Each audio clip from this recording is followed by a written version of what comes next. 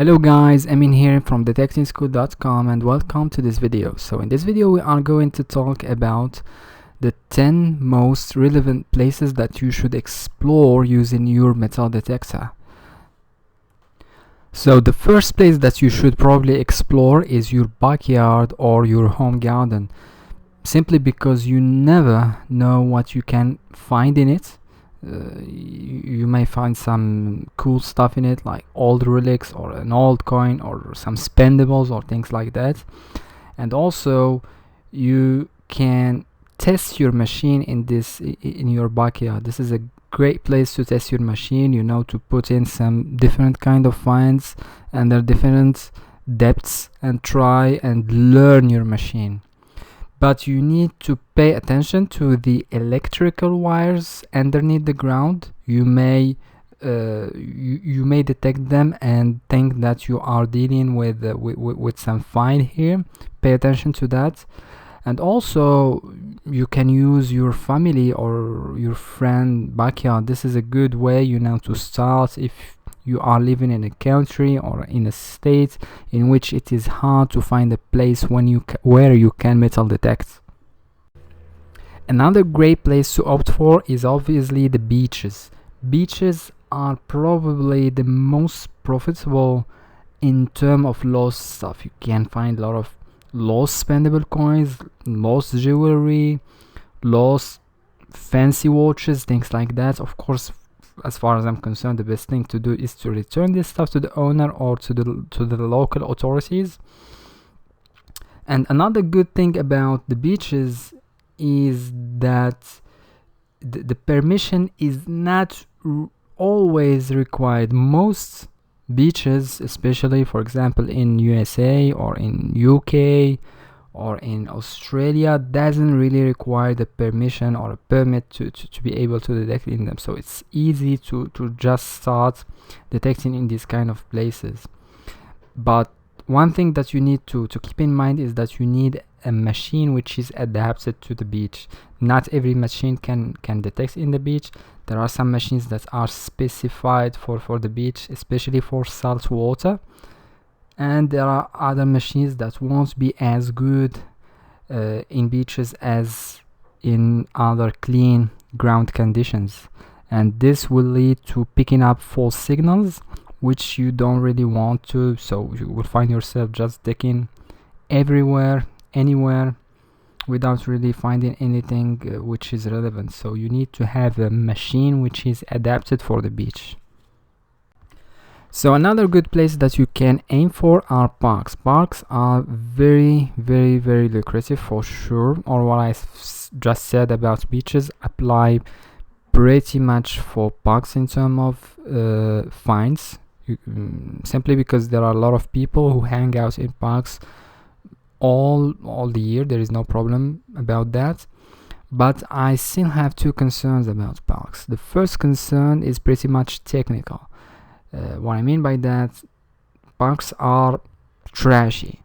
You will find a lot of junk, a lot of caps, a lot of pieces of aluminium strings, things like that.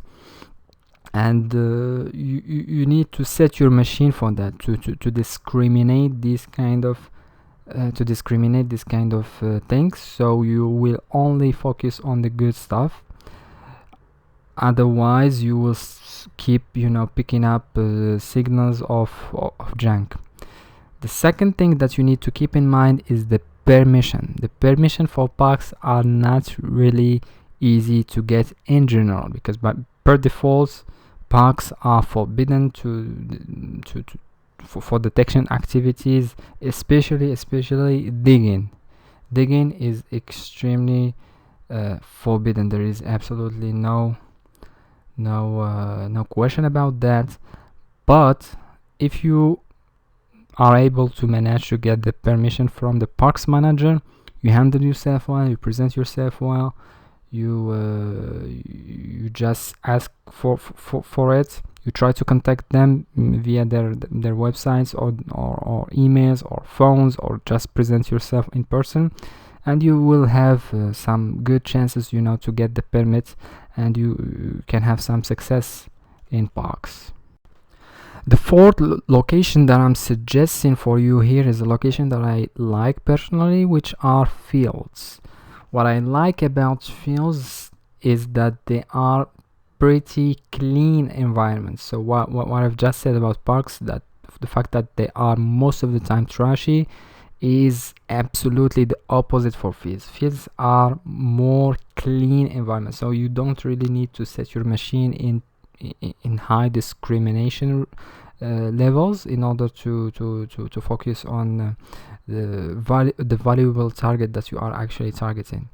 The second thing that I like about parks is that, or that I like about fields, I'm sorry, is that the fields could in most cases be plowed, which means that that the targets which are underneath the ground, they come closer and closer to the surface, so you don't really need to set your machine to detect deeper than necessary in order to come up with some good finds.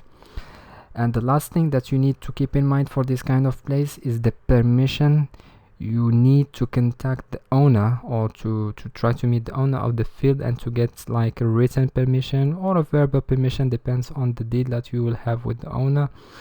And in most cases you need to share the finds and share the value of the finds, if any, with the owner. Try to discuss that and get a deal, and you could really have some good success in this kind of environments. So the fifth place that I'm recommending here are woods or forests, whatever you want to call it.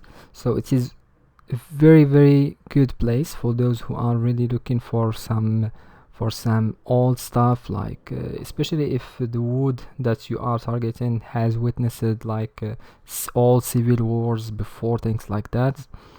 So the only thing that I would say is that you should not really forget your safety tools, like first aid kit, GPS, your phone, some charged batteries, additional charged batteries. They are extremely important, because detecting in woods takes a lot of hours. It's not something that you are going to do in an hour or two. It generally could take up to a full day of detecting, so you need this kind of stuff. And in the next video I will talk about the metal detecting in woods in a thorough way. I will dedicate a full video for that, so keep watching for this video. So another place that I'm suggesting here are lakes and rivers. So what I like about lakes and rivers is that generally finding gold in it has some good chances. There are some good chances. It depends on the lake that you are dealing with. It depends on the river that you are dealing with. Not every river could have gold potential, but most of them do. You just keep this in mind. The second thing is that if you are planning on detecting underwater, things like that, you need a fully waterproof machine, like an AT Pro, like an Equinox 800, or a similar machine if you want to underwater detect in these kind of places. Another good place, which is pretty much obscure, not a lot of people target this kind of place, is around wells. Simply because wells are places where people hang around. They spend time, whether for getting water, things like that. So they spend time, so there are high chances of finding cool stuff in there. So if you know like a well nearby, so just give it a shot. So another good place is ghost towns. Ghost towns hold a lot of potential in terms of finds, especially when it comes to finds that are pretty much old, 40, 50, 60 or even more years old. And a lot of detectorists go for these kind of towns and just try to do some research and find out a ghost town which are pretty much close to where you live, and give it a shot. So the ninth place that I'm suggesting here are all battle sites, simply because they have a lot of potential in terms of some specific finds, like old ammunition, some kind of weapons, some kind of relics, some kind of buttons, things like that. So there are some people who are really specialized in this kind of finds, and they are pretty much cool. The only thing that I would tell you is to pay attention to things like explosives or bombs. It happens to have to find these kind of things in all battle sites, and just pay attention to that. Don't touch anything your metal detects in these kind of places, just for your safety.